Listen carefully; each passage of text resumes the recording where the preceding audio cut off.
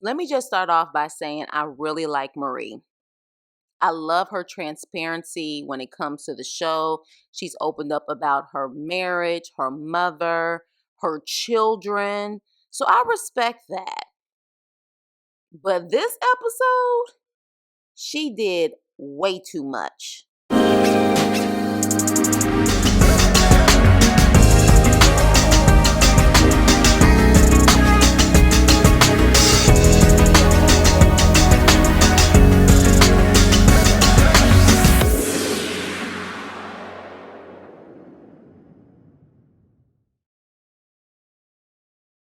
Hey, what's up and hello? This is the Chris Nicole giving you my views on life, love, and the world of entertainment through my eyes. And this is my review on Belle Collective, Season 4, Episode 5, Love Under New Management.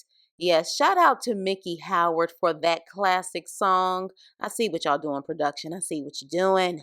So we start off with Leticia and Glenn, and they're still arguing about this contract nonsense. Get your game face on, blah, blah, blah.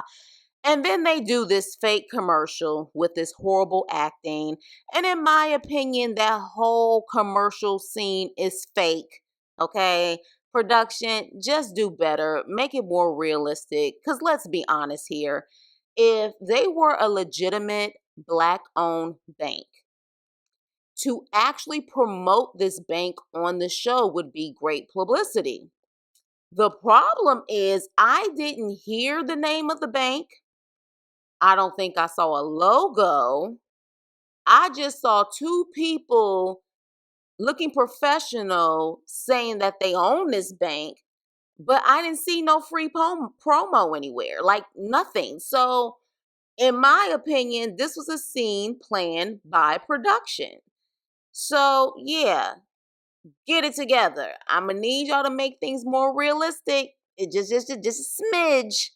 So moving on, we have Aisha.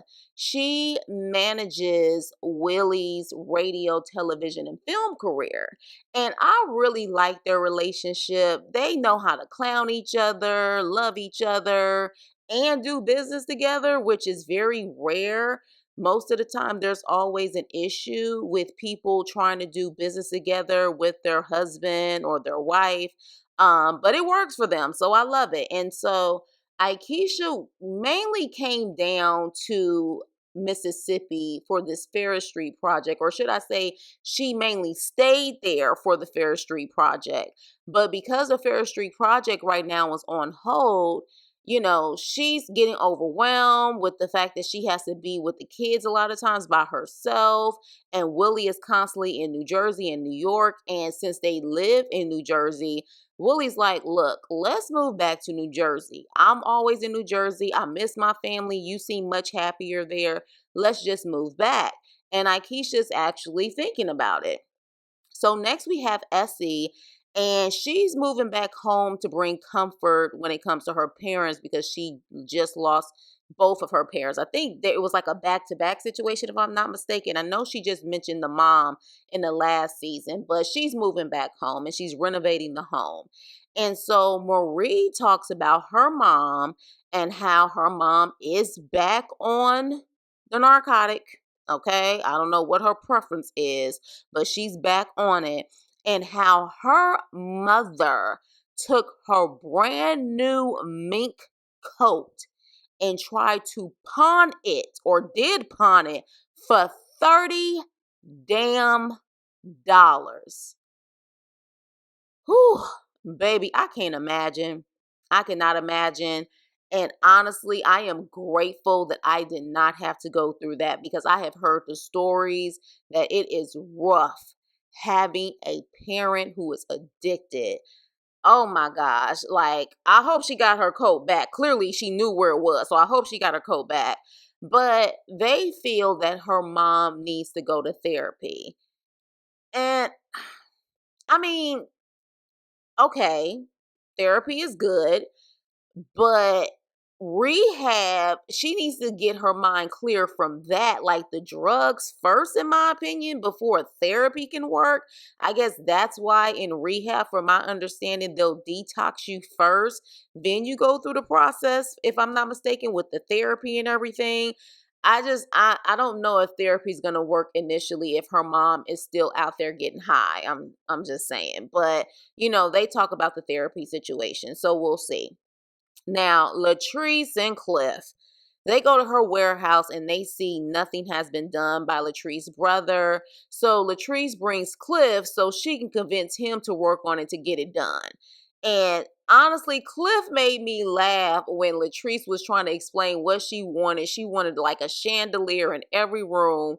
And he said, who the hell wants a chandelier in the warehouse where all you doing is packaging up stuff and shipping it out? He was like, that's some ghetto hood shit. And I cackled. I said, you know what, baby? You got a point, Cliff. I don't really like how you move, but in that situation, you got a point. It's a warehouse to store and package and ship out. Chandeliers, you act like that's your actual salon. It's a warehouse. So I totally got him on that. So then next we have Aisha and Marie. And child, this is where all the effery begins with Marie this episode. Aisha and Marie meet up and it's supposed to be a kids' play date. And they talk about the Ferris Street project. And so I believe Marie's the one who actually brought it up. And so Aisha tells Marie how they turned down her proposal. And at first she was offended because she was like, do y'all know who the hell I am? Y'all know who my family is? You know who my family is in this town, in this city? But they still want to work with her. And so Marie says, sounds like you have Leticia's blueprint. Like, sounds like you have what Leticia's doing. And so Aisha's like, I see you trying to be slick by bringing up her name. I see what you're doing, but we don't have the same blueprint because I don't even know what Leticia's blueprint looks like. And Leticia can't afford my plan or my blueprint. Oop, mic drop. Get her, Aisha. Get her. I don't know. Marie, here's my thing with Marie. She's a true example, in my opinion, when a ride or die friend goes wrong. And my thing is this. I understand that you are a ride or die when it comes to Leticia. But if Leticia hasn't brought this up to Aisha, why in the hell are you bringing it up? Why? This is when you just overstep. All right. And I really don't know where this is coming from as far as she's implying that she took Leticia's blueprint. From my understanding, and for those who faithfully watch this show, remind me, but I thought at one point Leticia was trying to bring all of them in to what she was doing. Then Leticia ran her mouth and said some disrespectful stuff about Aisha and her family dynamic. And Aisha decided to do her own thing. Now, here's my thing in this situation. That does not mean that Aisha wasn't already working on a Ferris Street project. She could have been working on this for a while with her family and decided to collab with Leticia and also do something separate with her family, but then decided to do it on her own. I don't know if we necessarily know that she just randomly got this idea because of Leticia. She is a Jackson, Mississippi native and has a family that is well known from what she said in the city. So I just feel like people are assuming that she took from Leticia, but you guys let me know. Y'all let me know what do you guys feel about the situation? Did Aisha take from Leticia or Aisha was just doing her own thing? Because they didn't even get to the point where they were able to talk to each other, at least from what we saw on the show. they weren't able to talk to each other and map out a plan, because before that could happen, the argument and the BS started with that fake sister circle. And that's when Leticia said, your own family don't even want you. So I don't even know if they got to that point. But I feel like Marie is implying that, and clearly Aisha does as well. That's why she had to read her for her rights about the blueprint. I don't know her blueprint. She can't afford my blueprint.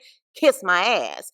So Marie claims that they're both struggling. Leticia and Aisha are both struggling in that department. And yes, maybe if they came together, they would have been stronger. True, but Leticia messed that up with saying that stuff about Aisha. That was a low blow. And why would you want to do business with someone who was real quick to go there with you over a petty comment about apparently not being attractive? Beauty's in the eye of the beholder. At the end of the day, it's a lot of people who's not going to find you attractive. Did you really have to go that low? Oh, well, if you think you fine, why the hell do you care what Aisha thinks? But that's my opinion. So with that, and another thing, who's to say that she wasn't invited on the show because of her connections in Jackson, Mississippi? See, this is the things that I think about, because I don't think Leticia is from Jackson. They've moved to Jackson, but I think she's from a smaller town or city in Mississippi. So who's to say that they didn't invite Aisha on this show because of her connections, and she thought that would help her in the Fair Street project? See, that's the thing. That's my thing in the situation. I think they really need to have Aisha and Leticia need to sit down so we can see this on camera and they can hash this out. Because I feel like there's something missing in this situation that we really don't know about. Either we need to see it this season, or we damn sure need to see it at the reunion. But Marie, gosh, like sometimes you just need to bring it down. Bring it down. Like it's coming off like I don't know if that's your personality. I'm going to assume that's just who you are. You can be antagonistic for no reason. Like it wasn't that deep. If Leticia hasn't mentioned it, why do you need to go hard? And then you trying to say that Aisha is shady. How is it that you went from trying to establish a relationship with this girl and you were so cool with her, now all of a sudden you calling her shady about this Fair Street project? To me, you moving shady, because if you always felt that way about Aisha, if you always felt that way, then why did you try to be friends with her in the first place? I'm lost. But if someone can give me more information on the situation and maybe I'm not seeing things clearly, please let me know. So then Glenn goes to Leticia to talk about his music career, or putting his music under Leticia's enterprise. Let me repeat that again. Glenn wants Leticia to put his music under her company, her enterprise. Hell no. Hell no. Leticia, your enterprise, your company will go bankrupt putting his music under your freaking company.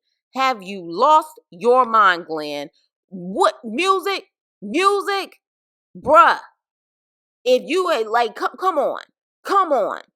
So to me, it already felt like it was BS. But he does admit later on in the confessional that he is doing this to try to maybe spend quality time with her, because she's always so busy with her business. So Leticia goes from scorned wife to businesswoman, like within the blink of an eye. She's like, okay, so we doing business. I need a cut.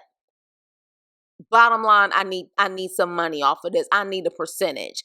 And Glenn is like, what? She's like, I need a percentage. You will not take advantage of me in this situation because I am your wife. I am a businesswoman in this situation. And you are going to make sure that if you want me to do this, there needs to be contracts. There needs to be things set. And this fool gets offended and he gets annoyed by the situation. And he takes his mic off, throwing a temper tantrum, like he's upset and like he's done with the show. I don't understand what was the big issue in that situation. It's business. That's just what it is. And this is why I said earlier, sometimes it works for couples and other times it doesn't. It works for Aisha and Willie. Clearly, it does not work for Leticia and Glenn. So, next scene, we have Aisha and Gucci, and they meet up to work out. And so they're doing their little Zumba class or whatever. And this actual scene, they were actually working out because it looked like they was working up a sweat. So kudos versus that cycling class where they wasn't really doing nothing. So Aisha tells Gucci that she may leave Jackson until the Fair Street project really goes into effect. And so, so Gucci's kind of like, okay, but we'll see how that goes. And I don't know. I don't know if she's trying to say she's going to say farewell to Belle Collective or take a break. We shall see. So, last scene, and again, Marie teamed too much in my opinion. Leticia and Marie meet up, okay?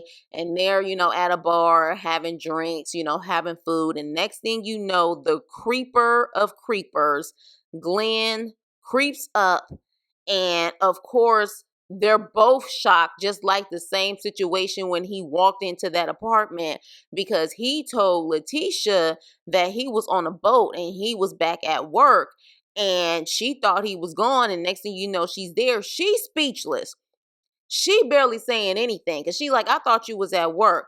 But you know who wasn't speechless? You know who had a lot on their mind as always? Marie. Okay? And Marie's like, this is some stalker ass shit. This is some psycho ass shit. This is some shit. This is some. And I'm like, okay, great, got it. But it gets to the point where, as usual, she is the one speaking up while Leticia is stepping back. Have y'all noticed that? Anytime it's an uncomfortable situation, Marie is always the one going in on Glenn, trying to be a ride or die for Leticia, running and talking and running her mouth and talking, and Leticia is there saying nothing. Marie is talking the whole entire time, and Glenn is like, last time I checked, your last name ain't Pearson. Why are you involved in this? I want to talk to my wife. And so Marie, of course, is giving all of her FUs, and you know what I'm saying? Like, I'm here with my friend, you're stalking her. And finally, she's like, I'm about to get up out of here, because Glenn was like, you can leave. And Leticia at that point was like, well, no, she ain't going anywhere. But Marie excuses herself. And she's like, you know what? I'm getting up out of here. Leticia, when you actually want to have a girlfriend night out and chill or whatever without your man creeping up, let me know. And again, while Marie is TV gold, she's going to speak her mind. This is that ride or die going wrong, because you should never be the friend that's talking more than the friend you're trying to protect. And let me say that again. You should never speak up more than the friend that you're trying to protect. Because at the end of the day, the person that keeps talking is always going to be the one that's left with the crumbs in the end. It never fails. Marie is too much of a ride or die, and I don't see the same when it comes with Leticia. Leticia ain't even a ride or die when it comes to her own situation when it comes to Glenn. Half of the time when she's in front of people, she don't say nothing, or she crying, ruining, crying about a freaking stupid country bumpkin 1987 freaking rap song. She literally never says anything. She's always trying to put on a front, or she's acting like, she don't want to say nothing. But Marie's always the one who's talking. She's always the one who's talking. Sometimes you need to step back. And I keep saying this. She needs to step back, because at this point, it's getting to the point where it's just like, what is the issue? It's almost like either she sees so much of her ex-husband in Glenn that she is attacking Glenn at this point because she wants to really attack her husband, maybe, because that's not your relationship. It's not. And it's almost like you draining your energy, keep fighting this man when Leticia's not trying to leave him. She's not trying to leave him. So the reality is, it's just like she was doing too much. If they were on good terms, could he not come up there? And another thing, you're on a freaking TV show. He may not have a tracker on her. It could be that production just told him where they were at. I'm just saying. So I just feel like Marie, she just looked really bad this episode with the way that she came at Aisha and the way that she came at Glenn, and all in the name of Leticia. But Leticia is not giving that same energy, and that's a problem. And that's why, Marie, you looking crazy right now, and I'm going to need you to fall back and focus on you. Because if the tables were turned, will Leticia do the same for you? So with that being said, the episode goes off, y'all. This episode was just okay. No, this episode was it was bad. I can't say it was okay. I give it a damn D. It wasn't that exciting. It is what it is. So with that being said, please like, share, and subscribe. Leave your comments below, and I will see you on my next video. Toodles.